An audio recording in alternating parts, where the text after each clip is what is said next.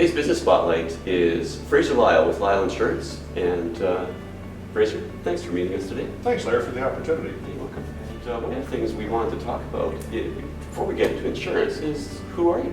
Well, my name is Fraser Lyle. Myself and Nancy Lyle are partners in this business. We've been brokers for 20 years in Abbotsford, and we have a pretty good reputation of being able to talk to clients and find out what their needs are, and then custom tailor our advice based on those needs. So, what makes you different than the other insurance companies? Why would they want to come and see you? Well, I think it's the approach that we have, Larry. We take our time in listening to what a customer is telling us, and we try to provide a solution to what the problems they might be facing. And because we're brokers, that means we represent about 9 major companies and a number of niche markets as well.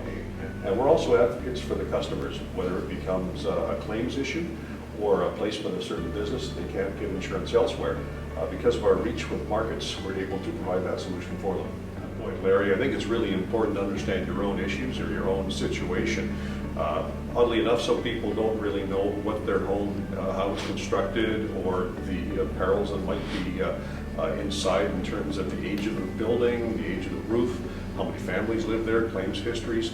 So it's our position that we basically try to uncover some of these possible potential issues and find out where we can help out and place them in the right market as well. Okay, great.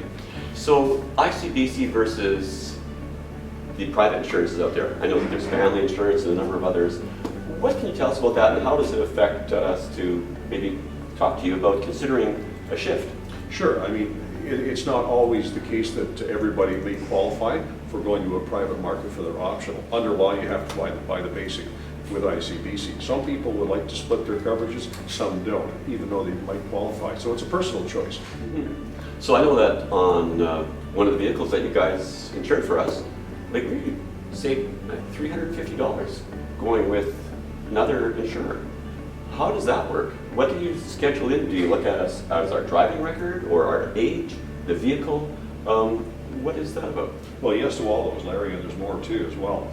With insurers, what they try and do is spread the risk, and because ICBC does about 85% of auto insurance in the optional in BC, they can spread the risk among all drivers so they can keep the rates low as they can. The optional companies don't have to do that, and they don't by law have to take all comers. They're very selective. So if you have underage drivers, a bad driving history, then it's probably not going to be the market for you, because stay with ICBC. Probably cost you more than it would with ICBC. What would be a pitfall, do you think, that you've seen, a common pitfall in insurance? I think the biggest thing we have a concern over, Larry, is liability policies. A lot of people will say that I only have $1 million and I don't have anything of assets that people can see, so I'm okay with that. That's a big misconception. In law, you can be sued for the rest of your days and your assets frozen because you can't discharge through bankruptcy or anything else. And you can fix cars, you can't fix people as easily.